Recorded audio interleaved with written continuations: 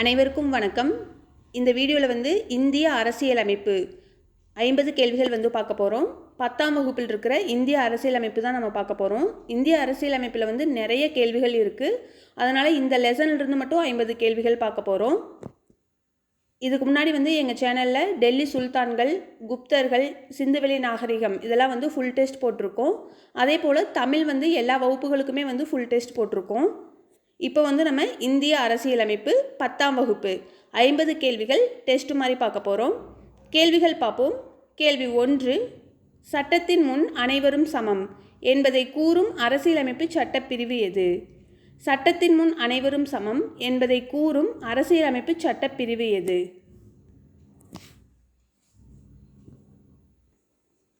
Option A பிரிவு 14. கேள்வி 2, அரசியலமைப்பின் திறவுகோல் என அழைக்கப்படுவது. அரசியலமைப்பின் திறவுகோல் என அழைக்கப்படுவது. ஆப்ஷன் சி முகவுரை. கேள்வி 3, தனிப்பட்டவரின் அடிப்படை உரிமைகள் பாதிக்கப்படும் போது நீதிமன்றத்தை அணுகி உரிமையை பெறுதல். தனிப்பட்டவரின் அடிப்படை உரிமைகள் பாதிக்கப்படும் போது நீதிமன்றத்தை அணுகி உரிமையை பெறுதல். ஆப்ஷன் டி அரசியலமைப்புக்குட்பட்டு தீர்வு காணும் உரிமை. கேள்வி 4, மாநில அவசர நிலை சட்டப்பிரிவு எது? மாநில அவசர நிலை சட்டப்பிரிவு எது? ஆப்ஷன் சி பிரிவு 356. கேள்வி 5, அரசியலமைப்பு சட்ட திருத்தம் அரசியலமைப்பின் எந்த பகுதியில் கொடுக்கப்பட்டுள்ளது? அரசியலமைப்பு சட்ட திருத்தம் அரசியலமைப்பின் எந்த பகுதியில் கொடுக்கப்பட்டுள்ளது? ஆப்ஷன் டி பகுதி 20. கேள்வி 6, இந்திய அரசியலமைப்பு சட்டம் பகுதி 12 பிரிவு 300A கீழ் வைக்கப்பட்ட சட்ட உரிமை எது? இந்திய அரசியலமைப்பு சட்டம் பகுதி 12 பிரிவு 300A கீழ் வைக்கப்பட்ட சட்ட உரிமை எது? ஆப்ஷன் பி சொத்துரிமை. கேள்வி 7, இந்திய அரசியலமைப்பின் எந்த அட்டவணை மத்திய மாநில அரசுகளுக்கு இடையேயான அதிகார பகிர்வினை பற்றி கூறுகிறது? இந்திய அரசியலமைப்பின் எந்த அட்டவணை மத்திய மாநில அரசுகளுக்கு இடையேயான அதிகார பகிர்வினை பற்றி கூறுகிறது? ஆப்ஷன் ஏ 7வது அட்டவணை. அதாவது மத்திய மாநில அரசுகளுக்கு இடையேயான அதிகார பகிர்வு 7வது அட்டவணை. கேள்வி 8, அரசியலமைப்பு என்ற கொள்கை முதலில் தோன்றிய நாடு. அரசியலமைப்பு என்ற கொள்கை முதலில் தோன்றிய நாடு. ஆப்ஷன் ஏ அமெரிக்க ஐக்கிய நாடுகள். கேள்வி 9, இந்திய அரசியலமைப்பு உருவாக்கப்பட்டதில் பங்கு கொண்ட மொத்த உறுப்பினர்களின் எண்ணிக்கை. இந்திய அரசியலமைப்பு உருவாக்கப்பட்டதில் பங்கு கொண்ட மொத்த உறுப்பினர்கள் எண்ணிக்கை. Option D 389. கேள்வி 10, இந்திய அரசியலமைப்பு சட்ட வரைவுக்குழு தலைவர் யார்? இந்திய அரசியலமைப்பு சட்ட வரைவுக்குழு தலைவர் யார்? Option C doctor B.R. Ambedkar. கேள்வி 11, 42வது அரசியலமைப்பு சட்ட திருத்தத்தின்படி முகவுரையில் சேர்க்கப்பட்ட 3 புதிய சொற்கள். 42வது அரசியலமைப்பு சட்ட திருத்தத்தின்படி முகவுரையில் சேர்க்கப்பட்ட 3 புதிய சொற்கள். ஆப்ஷன் சி சமதர்மம், சமயச்சார்பின்மை, ஒருமைப்பாடு. சமதர்மம், சமயச்சார்பின்மை, ஒருமைப்பாடு. கேள்வி 12, இந்திய அரசியல் நிர்ணய சபையின் முதல் கூட்டம் நடைபெற்ற ஆண்டு மற்றும் தேதி. இந்திய அரசியல் நிர்ணய சபையின் முதல் கூட்டம் நடைபெற்ற ஆண்டு மற்றும் தேதி. ஆப்ஷன் ஏ 1946 டிசம்பர் 9 முதல் கூட்டம் நடைபெற்றது. என்ன நோட்ஸ் கொடுத்துருக்குறாங்கன்னு கரெக்டாக பாருங்கள், என்ன கீவேர்டு கொடுத்துருக்குறாங்கன்னு கரெக்டாக பாருங்கள். ஏன்னா இந்த 4 இயர்ஸுமே அரசியல் நிர்ணய சபை உருவாக்கப்பட்டதோடு சம்மந்தப்பட்ட இயர்கள் தான். கேள்வி 13, இந்திய அரசியலமைப்பு சட்டம் நடைமுறைக்கு வந்த ஆண்டு. இந்திய அரசியலமைப்பு சட்டம் நடைமுறைக்கு வந்த ஆண்டு. ஆப்ஷன் டி 1950 ஜனவரி 26.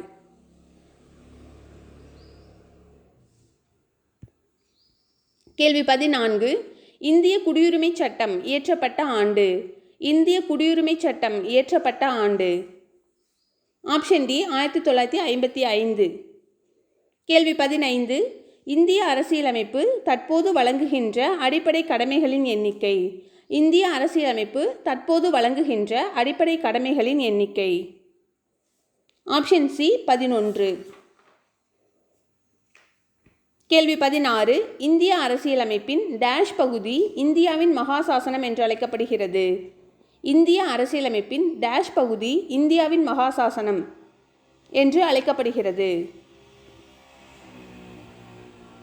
ஆப்ஷன் பி பகுதி 3. கேள்வி 17 பொறுத்துக. பிரிவு 20. ஒன்று பிரிவு 20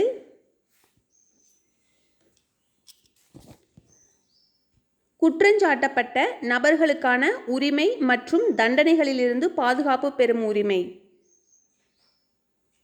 பிரிவு 21 வாழ்க்கை மற்றும் தனிப்பட்ட சுதந்திரத்திற்கு பாதுகாப்பு பெறும் உரிமை. பிரிவு 21A தொடக்க கல்வி பெறும் உரிமை. பிரிவு 22 சில வழக்குகளில் கைது செய்து தடுப்பு காவலில் வைப்பதற்கு எதிரான பாதுகாப்பு உரிமை. இந்த பிரிவுகள் எல்லாமே படிச்சுக்கணும். புக்கில் ஃபுல்லாக ஒரு அட்டவணை கொடுத்துருப்பாங்க. அது எல்லாமே ரொம்ப இம்பார்ட்டன்ட் தான். எந்த பிரிவு வேணாலும் எடுத்து ஒரு கொஷினாக கேட்பாங்க. அதனால் எல்லாத்தையுமே நீங்கள் படிச்சுக்கோங்க. பிரிவு 20 குற்றஞ்சாட்டப்பட்ட நபர்களுக்கான உரிமை மற்றும் தண்டனைகளிலிருந்து பாதுகாப்பு பெறும் உரிமை. பிரிவு 21 வாழ்க்கை மற்றும் தனிப்பட்ட சுதந்திரத்திற்கு பாதுகாப்பு பெறும் உரிமை. பிரிவு 21A தொடக்க கல்வி பெறும் உரிமை. பிரிவு 22 சில வழக்குகளில் கைது செய்து தடுப்பு காவலில் வைப்பதற்கு எதிரான பாதுகாப்பு உரிமை. இவ்வளோ பெரிய சென்டென்ஸாகவே படிக்கணும்னு அவசியம் இல்லை. அதில் என்ன பாயிண்ட்ஸோ என்ன கீவேர்ட்ஸோ அதை மட்டும் நீங்கள் படிச்சிட்டிங்கன்னா போதும்.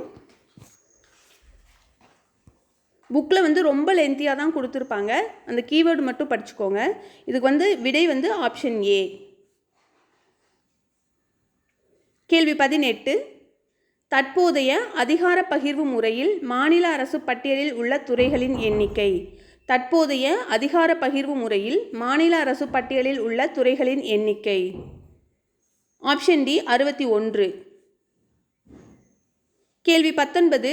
இந்திய அரசியலமைப்பில் அங்கீகரிக்கப்பட்ட அலுவல் மொழிகள் எத்தனை? இந்திய அரசியலமைப்பில் அங்கீகரிக்கப்பட்ட அலுவல் மொழிகள் எத்தனை? Option D 22. கேள்வி 20. தமிழ் மொழி செம்மொழியாக அறிவிக்கப்பட்ட ஆண்டு. தமிழ் மொழி செம்மொழியாக அறிவிக்கப்பட்ட ஆண்டு. Option B 2004. கேள்வி 21. இந்திய அரசியலமைப்பின்படி தேசிய அவசர நிலை குறித்து விளக்கும் சட்டப்பிரிவு. இந்திய அரசியலமைப்பின்படி தேசிய அவசர நிலை குறித்து விளக்கும் சட்டப்பிரிவு. ஆப்ஷன் பி பிரிவு 352. கேள்வி 22. அரசியலமைப்பு செயல்பாடு குறித்து ஆய்வு செய்ய அமைக்கப்பட்ட தேசிய சீராய்வு ஆணையம் யார் தலைமையில் அமைக்கப்பட்டது? அதாவது அரசியலமைப்பு செயல்பாடு குறித்து யார் தலைமையில் ஆய்வு செய்யப்பட்டதுன்னு கூட கேட்பாங்க. அரசியலமைப்பு செயல்பாடு குறித்து ஆய்வு செய்ய அமைக்கப்பட்ட தேசிய சீராய்வு ஆணையம் யார் தலைமையில் அமைக்கப்பட்டது? Option C MN Venkatachaliah. இதுதான் கீவேர்டு அரசியலமைப்பு செயல்பாடு. கேள்வி 23. எந்த சட்டத்திருத்தத்தின்படி அடிப்படை உரிமைகள் அடிப்படை உரிமைகள் பட்டியலில் இருந்து சொத்துரிமை நீக்கப்பட்டது? எந்த சட்டத்திருத்தத்தின்படி அடிப்படை உரிமைகள் பட்டியலில் இருந்து சொத்துரிமை நீக்கப்பட்டது? அதாவது 44வது சட்டத்திருத்தம். கேள்வி 24. பொருந்தாததை தேர்ந்தெடு. பிரிவு 25 எந்த ஒரு சமயத்தினை ஏற்கவும் பின்பற்றவும் பரப்பவும் உரிமை. இது சரியானது தான். பிரிவு 26 சிறுபான்மையினரின் கல்வி நிறுவனங்களை நிறுவி நிர்வகிக்கும் உரிமை. இது பிரிவு 26 கிடையாது. இதுதான் தவறானது. ஆப்ஷன் பி 2வது தான் தவறானது. இது பிரிவு 30 வரும். பிரிவு 26 என்னன்னா சமய விவகாரங்களை நிர்வகிக்கும் உரிமை. சமய விவகாரங்களை நிர்வகிக்கும் உரிமைன்னு வரும். பிரிவு 27 எந்த ஒரு மதத்தையும் பரப்புவதற்காக வரி செலுத்துவதற்கு எதிரான சுதந்திரம். பிரிவு 28 மதம் சார்ந்த கல்வி நிறுவனங்களில் நடைபெறும் வழிபாடு மற்றும் அறிவுரை நிகழ்வுகளில் கலந்து கொள்ளாமல் இருக்க உரிமை. இதுவும் சரியானது. ஆப்ஷன் பி தான் இதில் பொருந்தாதது. கேள்வி 25 1969 மத்திய மாநில அரசுகளின் உறவுகள் குறித்து முழுவதும் ஆராய தமிழக அரசு யார் தலைமையில் மூவர் குழு ஒன்றை நியமித்தது? 1969 மத்திய மாநில அரசுகளின் உறவுகள் குறித்து முழுவதும் ஆராய தமிழக அரசு யார் தலைமையில் மூவர் குழு ஒன்றை நியமித்தது? Option A P V. ராஜமன்னார். கேள்வி 26 மத்திய மாநில அரசுகளின் நிதி சார்ந்த உறவுகளை பற்றி விளக்கும் இந்திய அரசியலமைப்பு சட்டத்தின் பகுதி மற்றும் பிரிவு. மத்திய மாநில அரசுகளின் நிதி சார்ந்த உறவுகளை பற்றி விளக்கும் இந்திய அரசியலமைப்பு சட்டத்தின் பகுதி மற்றும் பிரிவு. அதாவது நிதி சார்ந்த உறவுகள், மத்திய மாநில அரசுகளின் நிதி சார்ந்த உறவுகள் பற்றி விவரிக்கும் பிரிவு ஆப்ஷன் பி. பகுதி 12 268 293 வரை. பிரிவுகள் 268 293 வரை. பகுதி 12 நிதி சார்ந்த உறவுகள். இதுதான் அந்த கீவேர்டு. கேள்வி 27 தொடக்க கல்வி பெறும் உரிமை எந்த ஆண்டு அரசியலமைப்பு சட்ட திருத்தத்தின்படி கொண்டு வரப்பட்டது? தொடக்க கல்வி பெறும் உரிமை எந்த ஆண்டு அரசியலமைப்பு சட்ட திருத்தத்தின்படி கொண்டு வரப்பட்டது? தொடக்க கல்வி 2002ஆம் ஆண்டு சட்ட திருத்தம் பண்ணுவாங்க. 2002. Option C. கேள்வி 28 அரசியலமைப்பின் 42வது சட்ட திருத்தம் டேஷ் என்று அழைக்கப்படுகிறது. அரசியலமைப்பின் 42வது சட்ட திருத்தம் டேஷ் என்று அழைக்கப்படுகிறது. ஆப்ஷன் சி குறு அரசியலமைப்பு. அதாவது 42வது சட்ட திருத்தம் நிறைய பண்ணியிருப்பாங்க, அதனால் அதை ஒரு குறு அரசியலமைப்பு அப்படின்னு சொல்லுவாங்க. கேள்வி 29 இந்திய அரசியலமைப்பு சட்டப்படி ஒருவர் எத்தனை வழிகளில் குடியுரிமை பெறவும் எத்தனை வழிகளில் குடியுரிமை இழக்கவும் முடியும்? இந்திய அரசியலமைப்பு சட்டப்படி ஒருவர் எத்தனை வழிகளில் குடியுரிமை பெறவும் எத்தனை வழிகளில் குடியுரிமை இழக்கவும் முடியும்? ஆப்ஷன் ஏ 5 வழிகளில் குடியுரிமை பெற முடியும், 3 வழிகளில் குடியுரிமை இழக்கிறது. கேள்வி 30 இந்திய அரசியலமைப்பு சட்டத்தை ஃப்ரேம் ஃபெஹாரி நரேன் ரைஜடா என்பவர் எந்த பாணியில் அவரது கைப்பட எழுதினார்? இந்திய அரசியலமைப்பு சட்டத்தை ஃப்ரேம் ஃபெஹாரி நரேன் ரைஜடா என்பவர் எந்த பாணியில் அவரது கைப்பட எழுதினார்? ஆப்ஷன் சி இத்தாலிய பாணியில். கேள்வி 31 5 வகையான நீதி பேராணைகளை வெளியிட அதிகாரம் பெற்றுள்ளவை எவை? 5 வகையான நீதி பேராணைகளை வெளியிட அதிகாரம் பெற்றுள்ளவை எவை? ஆப்ஷன் டி உச்ச நீதிமன்றமும் உயர் நீதிமன்றங்களும். இரண்டுமே 5 நீதி பேராணைகளை வெளியிடலாம். கேள்வி 32 சட்டத்திற்கு புறம்பாக ஒருவர் கைது செய்யப்படுவதில் இருந்து பாதுகாக்கும் நீதி பேராணை டேஷ் என்று அழைக்கப்படுகிறது. சட்டத்திற்கு புறம்பாக ஒருவர் கைது செய்யப்படுவதிலிருந்து பாதுகாக்கும் நீதி பேராணை டேஷ் என்று அழைக்கப்படுகிறது. ஆப்ஷன் ஏ ஆட்கொணர்வு நீதி பேராணை. கேள்வி 33 பொருந்தாததை தேர்ந்தெடு. இந்திய அரசியலமைப்பு சட்டத்தின் சிறப்பு கூறுகள். ஒன்று உலகில் உள்ள எழுதப்பட்ட அனைத்து அரசியலமைப்புகளை விடவும் மிகவும் நீளமானது. இது சரியானது தான். 2 இந்தியாவை சமய சார்பற்ற நாடாக்குகிறது. இதுவும் சரியானது தான். 3வது ஒற்றை ஆட்சி முறை அரசாங்கத்தை கொண்டது. இதுதான் தவறானது. கூட்டாட்சி முறை அரசாங்கத்தை கொண்டது. அதாவது மத்திய மாநிலம் ரெண்டும் சேர்ந்து தான் ஆட்சி அமைப்பாங்க. அதனால் கூட்டாட்சி முறைன்றது தான் இங்கே சரியானது. பாயிண்ட் 4 உலகளாவிய வயது வந்தோர் வாக்குரிமையை அறிமுகப்படுத்தியதோடு 18 வயது நிரம்பிய அனைவருக்கும் வாக்குரிமை வழங்குகிறது. இதுவும் சரியானது தான்.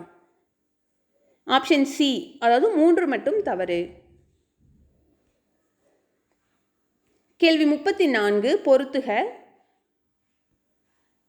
பிரிவு 23 கட்டாய வேலை, கொத்தடிமை முறை மற்றும் மனிதத்தன்மையற்ற வியாபாரத்தை தடுத்தல். கட்டாய வேலை, கொத்தடிமை முறை மற்றும் மனிதத்தன்மையற்ற வியாபாரத்தை தடுத்தல்.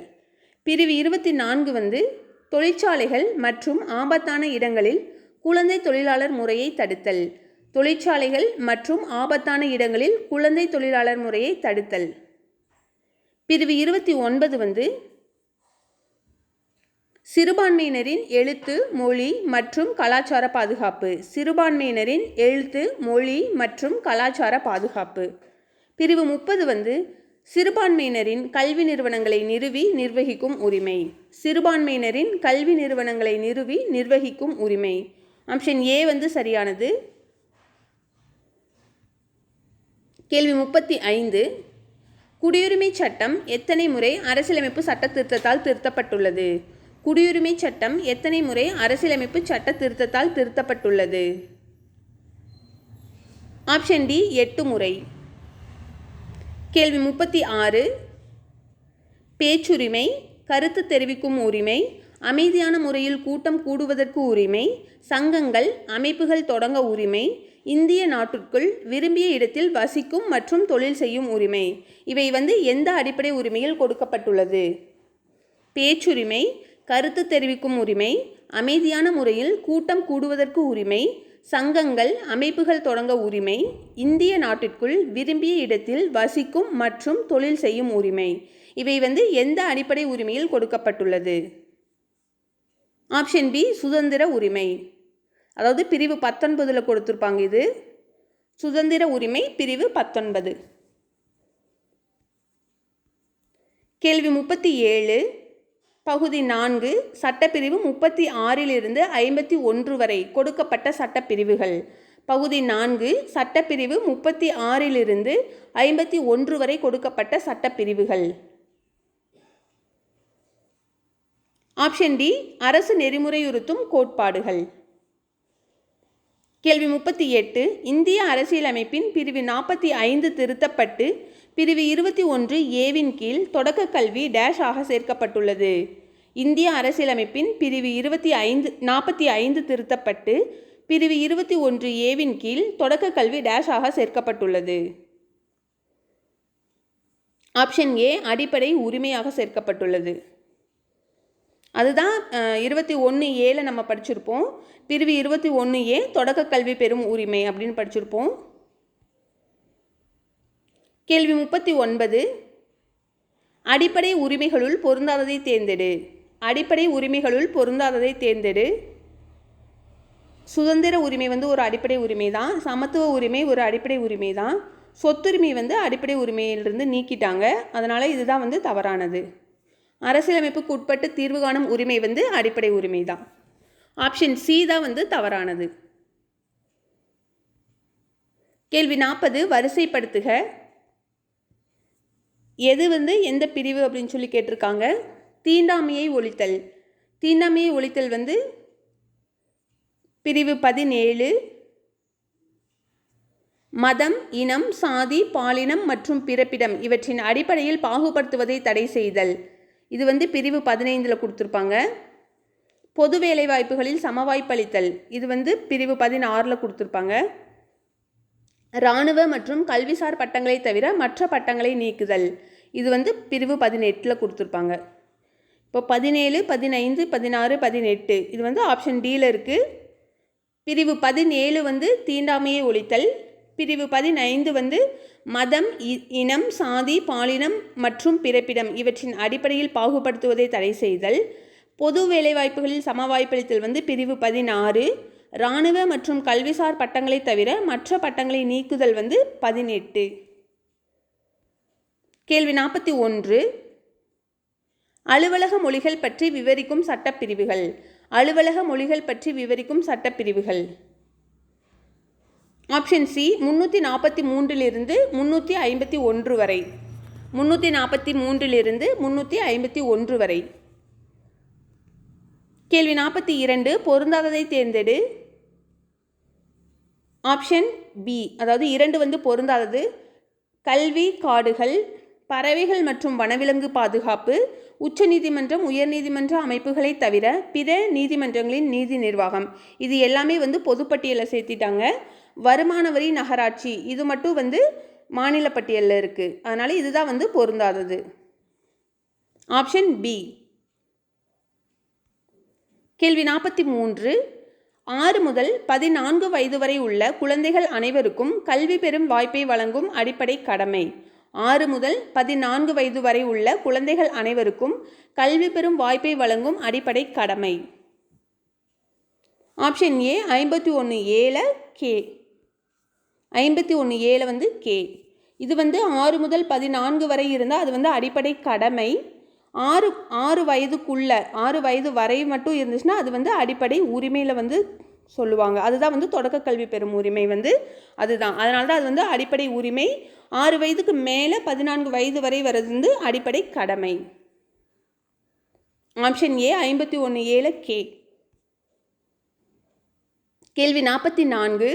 அரசியல் அமைப்பினை சட்ட திருத்தம் செய்வதில் பின்பற்றப்படும் முறைகள் மற்றும் திருத்தம் செய்வதில் நாடாளுமன்றத்தின் அதிகாரங்கள் பற்றி தெரிவிக்கும் சட்டப்பிரிவு. அரசியல் அமைப்பினை சட்ட திருத்தம் செய்வதில் பின்பற்றப்படும் முறைகள் மற்றும் திருத்தம் செய்வதில் நாடாளுமன்றத்தின் அதிகாரங்கள் பற்றி தெரிவிக்கும் சட்டப்பிரிவு. அதாவது சிம்பிளாக சொன்னால் சட்ட திருத்தம் வந்து எந்த பிரிவு, அவ்வளோதான். சட்ட திருத்தம். ஆப்ஷன் டி 368 தான் வந்து சட்ட திருத்தம். சட்ட திருத்தத்திற்கான சட்டப்பிரிவு. கேள்வி 45. அடிப்படை உரிமைகள் எந்த நாட்டின் அரசியலமைப்பிலிருந்து பெறப்பட்டவை? அடிப்படை உரிமைகள் எந்த நாட்டின் அரசியலமைப்பிலிருந்து பெறப்பட்டவை? ஆப்ஷன் சி அமெரிக்க ஐக்கிய நாடுகள். கேள்வி 46. இந்திய அரசியலமைப்பு ஏற்றுக்கொள்ளப்பட்ட போது இருந்த பகுதிகள், சட்டப்பிரிவுகள், அட்டவணைகள் முறையே. இந்திய அரசியலமைப்பு ஏற்றுக்கொள்ளப்பட்ட போது இருந்த பகுதிகள், சட்டப்பிரிவுகள், அட்டவணைகள் முறையே. 22 பகுதிகள் இருந்துச்சு, 395 பிரிவுகள் இருந்துச்சு, 8 அட்டவணைகள் வந்து இருந்துச்சு. 22 பகுதிகள், 395 பிரிவுகள், 8 வந்து அட்டவணைகள். கேள்வி 47. இந்திய அரசியலமைப்பு சட்டத்தின் பகுதி 3 உள்ள அடிப்படை உரிமைகளுக்கான சட்டப்பிரிவுகள். இந்திய அரசியலமைப்பு சட்டத்தின் பகுதி 3 உள்ள அடிப்படை உரிமைகளுக்கான சட்டப்பிரிவுகள். அதுதான் அடிப்படை உரிமைகளுக்கான சட்டப்பிரிவுகள் வந்து ஆப்ஷன் பி 12 முதல் 35 வரை. 12 முதல் 35 வரை வந்து அடிப்படை உரிமைகள். கேள்வி 48. மாநில அவசர நிலை சட்டப்பிரிவு 356 கீழ் அவசர நிலையை அறிவிப்பவர். மாநில அவசர நிலை, அதாவது சட்டப்பிரிவு 356 கீழ் அவசர நிலையை அறிவிப்பவர். மாநில அவசர நிலைனாலும் அதை வந்து அறிவிப்பவர் வந்து குடியரசுத் தலைவர் தான். Option C. கேள்வி 49. கீழ்கண்ட எந்த அவசர நிலை இந்தியாவில் அறிவிக்கப்படவில்லை? கீழ்கண்ட எந்த அவசர நிலை இந்தியாவில் அறிவிக்கப்படவில்லை? ஆப்ஷன் சி நிதி சார்ந்த அவசர நிலை வந்து இன்னும் அறிவிக்கப்படலை. கேள்வி 50. கூற்றுகளை கவனி. கூற்று 1. நாடாளுமன்றத்தின் இரு அவைகளிலும் அரசியலமைப்பு சட்ட திருத்த மசோதா அறிமுகப்படுத்தப்பட வேண்டும். இது வந்து சரியானது தான். கூற்று 2. நாடாளுமன்றத்தின் ஏதேனும் ஒரு அவையில் அவையின் ஒட்டுமொத்த உறுப்பினர்களில் பெரும்பான்மை உறுப்பினர்கள் மற்றும் அவைக்கு வந்து வாக்களித்தவர்களில் 3/2 பங்குக்கு குறையாமல் மசோதாவிற்கு ஆதரவாக வாக்களிக்க வேண்டும். அதாவது வந்திருந்து வாக்களித்தவர்களில் 3/2 பங்கு இருக்கணும். அது இல்லாமல் 2 அவைகளிலும் இருக்கணும்னு வந்திருக்கேன். நான் வந்து ஒரு அவையில் மட்டும் நாங்கள் கொடுத்துருக்கோம். இது வந்து 2 அவைகளிலும், நாடாளுமன்றத்தின் இரு அவைகளிலும் வரணும். இது வந்து தவறானது. கூற்று 3. நாடாளுமன்றத்தால் மட்டுமே அரசியலமைப்பு சட்ட திருத்தத்தை கொண்டு வர முடியும். இது வந்து சரியானது. கூற்று 4. மாநில சட்டமன்றத்தால் சில அரசியலமைப்பு சட்ட திருத்தங்களை கொண்டு வர முடியும். இது வந்து தவறு. நாடாளுமன்றத்தால் மட்டும்தான் கொண்டு வர முடியும். அதனால் கூற்று 2, 3 வந்து தவறு. ஆப்ஷன் எங்கே இருக்குது? Option B. கூற்று 1, 3 சரி. கூற்று 2, 4 வந்து தவறானது. ஆப்ஷன் பி வந்து இதுக்கான சரியான விடை. இதில் வந்து கொடுத்துருக்க முக்கியமான அரசியலமைப்பு சட்ட பிரிவுகள்லாம் வந்து நாங்கள் எடுத்து கொடுத்துருக்கோம். இப்படி இந்த மாதிரி தனித்தனியாக எடுத்து படிச்சிங்கன்னா ரொம்ப ஈஸியாக இருக்கும். இது ஒரு லைனாக தான் வரும். ஃபஸ்ட்டு வந்து குடியுரிமை வரும். குடியுரிமை வந்து 2 முதல் பகுதி 2 வரும். அடுத்து அடிப்படை உரிமை வந்து பகுதி 3 வரும். அரசு நெறிமுறைப்படுத்தும் கோட்பாடுகள் வந்து பகுதி 4 வரும். அடிப்படை கடமைகள் வந்து 4A வரும். இது 51A வரைக்கும் வரிசையாக தான் வரும். 51Aக்கு மேலே அடுத்து நாடாளுமன்றம், மாநில அரசு இதெல்லாம் வந்து அதுவும் கண்டினியூஸாக தான் வரும். நீங்கள் ஃபுல்லாக படிச்சிங்கன்னா இது ஒரு கண்டினியூஸாக தான் வந்துகிட்டே இருக்கும். இப்படி எழுதி வச்சிட்டிங்கன்னா ரொம்ப ஈஸியாக இருக்கும். நீங்கள் இது ஒரு ஸ்க்ரீன்ஷாட் கூட எடுத்துக்கலாம். குடியுரிமை வந்து பகுதி 2ல் சட்டப்பிரிவு 5 முதல் 11 வரை இருக்குது. அடிப்படை உரிமை வந்து அடுத்து 12லிருந்து 35 வரை இருக்குது. அடுத்து அரசு நெறிமுறைப்படுத்தும் கோட்பாடுகள் வந்து 36லிருந்து 51 வரை இருக்குது. அடுத்து அடிப்படை கடமைகள் வந்து அந்த 51லேயே வந்து 7 இருக்குது. இதுக்கப்புறம் வர்றது தான் வந்து கொஞ்சம் மாற்றி கொடுத்துருப்பாங்க. முக்கியமானது மட்டும் கொடுத்துருப்பாங்க. அதில் என்னென்ன பிரிவுகளாக இருந்துச்சுன்னு வந்து நாங்கள் எடுத்து கொடுத்துருக்கோம். மத்திய மாநில அரசுகளின் நிதி சார்ந்த உறவுகள் வந்து பகுதி 12ல் 268 முதல் 293 வரை இருக்குது. அலுவலக மொழிகள் வந்து பகுதி 17ல் 343லிருந்து 351 வரை. அவசர கால நிலைகள் வந்து 3 அவசர கால நிலைகள் கொடுத்துருக்காங்க. தேசிய அவசர நிலை வந்து 352, மாநில அவசர நிலை வந்து 356, நிதி அவசர நிலை வந்து 360. அடுத்து சொத்துரிமை வந்து பகுதி 12ல் பிரிவு 300A வந்து கொடுத்துருக்காங்க. அடுத்து சொத்துரிமை வந்து சட்ட உரிமையாவதற்கு முன்பு இருந்த அடிப்படை உரிமை. இப்போ வந்து சட்ட உரிமையாக இருக்குது. அதுக்கு முன்னாடி வந்து அது அடிப்படை உரிமையாக தான் இருந்துச்சு. அது வந்து எந்த பிரிவில் இருந்துச்சுன்னா பிரிவு 31ல் வந்து இருந்துச்சு.